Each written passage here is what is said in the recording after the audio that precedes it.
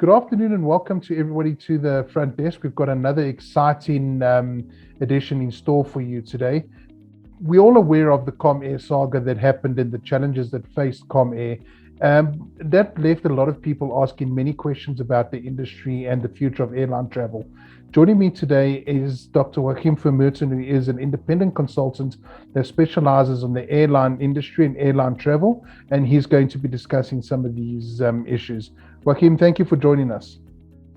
It's a pleasure. Thanks a lot, Jonathan. So very briefly, can you discuss, why the Comair saga and the Comair decision to go into provisional liquidation came as such a shock to everybody, if we all know that there are challenges that Comair face, and they do face many challenges? Well, a shock was really because Comair actually survived many black swan events and the impact of overcapacity by subsidized airlines over many years. So that was the reason that everybody thought it would just carry on. The main reason was the low capitalization of the company. It had quite a good nest egg in the competition damage award that was made against SAA, which they lost as a result of the haircut of creditors during the SAA business rescue. And then it had significant commitments to the Boeing MAX project, which unfortunately was never put into option, and they couldn't earn any revenue from that. So if we look at the business plan, it was probably crafted at the time before the effect of COVID was well known. And Comair basically restarted on their existing knowledge of the position and the circumstances before COVID emerged. And the bottom line was basically that a few things happened. We had a softer demand than ever before, and the larger network airlines actually lost more because you had more fixed costs that you couldn't recover through revenue. The key thing is that in South Africa, we've been used to a very large variety in fares, where your time-sensitive traffic or your business traffic was actually cross-subsidizing your cheaper fares, normally taken up by time-insensitive traffic or price-sensitive traffic, and that is no longer there. So as a result of moving out of business demand, which is caused by everybody doing video conferencing today, the staple volume that has been around during the year of business travel has actually disappeared. With the BA brand, Comair was unfortunately hit with the effect of Omicron, where international traffic from the global BA brand was lost, and as a result, the feed through to the BA local brand wasn't available anymore. And then finally, it restarted, in other words, with a too large scope of activities compared to a much softer demand, which was about between 40 and 60% of the volumes and the pricing of the time before COVID-19 hit. So that's unfortunately what happened. So, COVID aside, and we all know that it is a very big disruptor, what are some of the other challenges that South African airlines face? I think the biggest challenge is the low level of foreign direct investment that's available for domestic airlines. Regulatory-wise, we are restricted to 25% of the equity for foreign investors, and that is just too low. Most of the inputs, aircraft and fuel and computer and communications, are based on hard currency units, normally dollars, and we've got soft currency earnings. So it would definitely help, economically speaking, if we could have hard currency investors that they can actually properly capitalize the airlines. So as a result of this restriction, the domestic airlines are too thinly capitalized to actually absorb all the shocks that are really endemic in the aviation industry. The other risk is the excessive capacity deployment, and there's one remedy for that, and that's been proven over and over again, is the discipline of balancing your output, your production of seating capacity and flights to a lower level of demand. And we've seen that, for example, in the United States, where all the airlines made huge losses up to about 2010, 2011. And then suddenly it became one of the most profitable industries in the States. And the biggest reason for that was that the airline managers was able to develop a skill to balance their capacity to a lower level of demand, and therefore create profitability instead of focusing on market share. There's of course a number of things that happened since COVID. The one is smaller aircraft, because the routes are not that thick from a traffic perspective, and then cargo opportunities, which is actually developing into a whole new sphere of opportunities at the moment. So I think let's keep the discussion focused on local and domestic, sort of the local scene. I will catch up with you at a later stage at a different discussion on the global scene. So you mentioned earlier that we might be seeing the end of the days of subsidized travel, and a McKinsey report says that, points out that leisure travel will drive the sustainability in the airline industry in the near future. Do you think that this is an accurate description or assumption, and what impact will this have on airlines? Yes, I think that's very accurate. As we said a little while ago, the airlines basically lost business travel to a large extent to video conferencing, and hence the ability of airlines to charge very high prices for people that want to fly very close to make their bookings very close to the departure times is less. As a result of that, the cross subsidy for cheaper fares is just not available, and hence that has to rise. So that's unfortunately one of the effects of COVID. The other one on the long distance operations was that wide bodies was actually designed to carry about 12 to say 20% of your revenue through cargo. Suddenly, with the massive loss of passengers on the international side, that cross subsidy is no longer available. And we've seen the trend that a lot of airlines can actually put cargo onto passenger decks, on passenger seats, and between passenger seat sets. But that's not available generally, and the authorization is expiring in most places in the world. In South Africa, we're not allowed to have cargo and passengers on the same deck after the Helderberg accident, and only very, very short temporary authorization was granted. So that is an opportunity that is not going to be available for South African licensed airlines in future. We're sitting with a number of other issues as well, apart from the effect of global influence of COVID, and that is the belly freight will then disappear from the wide bodies, and that would create a market for conversion into full freighter activities again. And then we have the effects of the war of Russia and Ukraine, and it has many impacts, not only on fuel, but for example, insurance costs.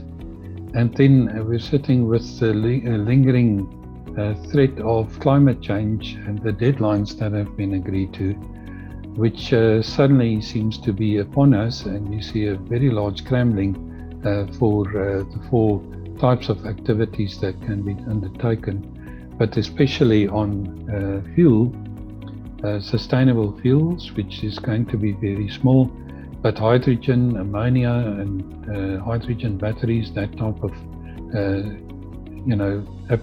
adaptations are definitely coming.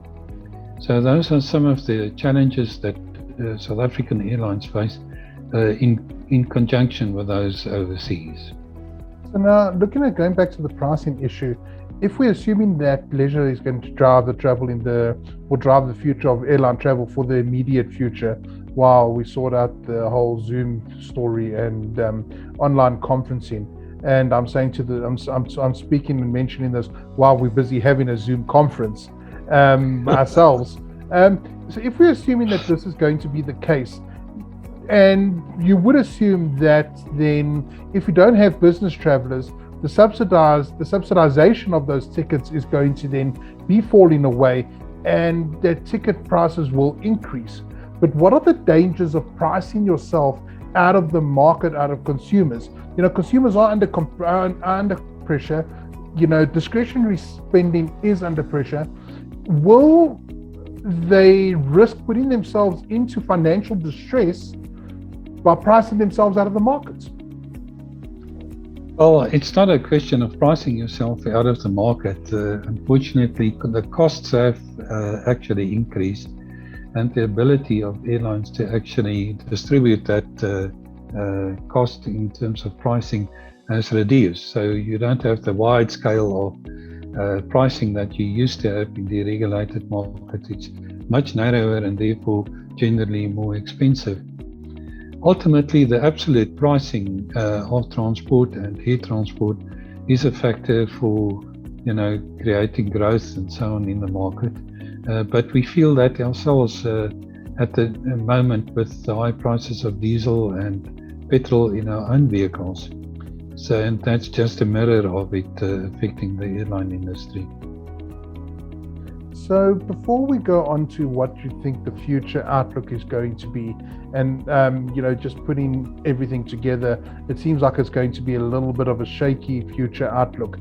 Another point that McKinsey makes in their report on the future of airlines is that for the immediate future, there's going to be an oversupply of parts for the industry and for airlines. What impact do you think that will have?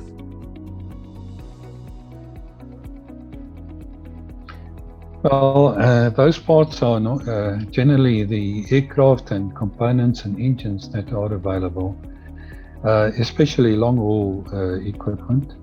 Now that creates, of course, the opportunity for new market entry and market expansion for airlines. So, the problem actually resolves itself over time with markets that can absorb new entrants.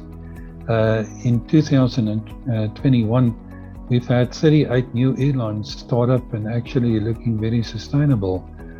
So I think that is, something that will happen. The other thing is, we would see for the first time in many, many years a very large conversion of passenger aircraft into freighters. Taking out PSU units and strengthening floors and larger doors. And that hasn't happened in some time because the excessive volumes of wide-bodied capacity on international routes has created a massive oversupply in belly freight. Now suddenly that is changing because the economic model of wide-bodied aircraft is up for complete renewal. And then, as I said a little bit earlier, the issue of climate change, that will bring up its own problems and opportunities, and we might see very different type of aircraft emerging very soon. I mean, you made mention of the fact that we're going to see more, or there's more opportunities in freight. Just an example of that is the fact that companies like Amazon and Alibaba are building their own fleet of aircrafts, cutting out the middleman of, couriers. They're building their aircrafts to take out their deliveries to sort of other corners of the world. So let's move on to sort of the final question and wrapping this up a little bit is, what is the future outlook for domestic airline travel in South Africa and international sort of travel outside of South Africa for sort of local carriers? And I mean, the only local carrier then would be, SAA. Yeah. Well, I think one of the consequences of COVID is that the routes are thinner in as far as traffic volumes are concerned. And that has created the opportunity for the regional airlines that used to concentrate their activities on very, very small routes to actually transcend to the major or so-called trunk routes. And we've seen the examples of Airlink and Semi-Air moving in those areas, which previously was just not possible because they couldn't get the unit cost of large vehicles into place. Now the problem with large vehicles, of aircraft of say 180 seats, is that it's very difficult to fill them on average. The average number of passengers per seat per flight is only 91. So if you operate 180 seats, it's a real challenge to actually make ends meet. So I think that's one area that will develop quickly is the transcend of smaller airlines to larger routes. The other one is that efficiency and keeping focus is very essential. And as long as the airlines learn the skill of balancing capacity to a lower level of demand, I think it is actually a rosy outlook for the domestic airlines. On the African routes, I think it's much smaller than people actually realize. The total number of passengers moved from AXA airports to all African destinations by all airlines, South African and African regional airlines, is only about 4% of the domestic volumes. So it's relatively small. You can actually operate it as an extension of existing services, but you can't really create a big demand by focusing only on that. Airlink has done that very successfully in competition with, well, not in competition, but in comparison with South African Express, which had the bigger routes. But they were willing to actually operate much smaller equipment, starting at 34 seats, up to about 90 seats at the moment. And it's not very easy to emulate that. That is a very long-term strategy, which they were in success. And they operate about 60 aircraft, which is one of the highest number of aircraft per airline in Africa at the moment. And we've got very good on-time departures from Airlink and from FlySafair. So I think those are pretty much a good mixture. I wouldn't say that it will remain that forever. I think probably if we lift the constraint on foreign direct investment, we might see other airlines coming in with properly capitalized balance sheets. So, my takeout from this whole discussion is that it would be safe to assume that Comair would not be the only company that is facing financial distress and possibly liquidation in the future. Dr. Vermooten, thank you very much for joining the front desk, and we hope to catch up with you soon to have that discussion on the future outlook for airline travel on the global scale. Certainly. All the best, and thank you for the opportunity.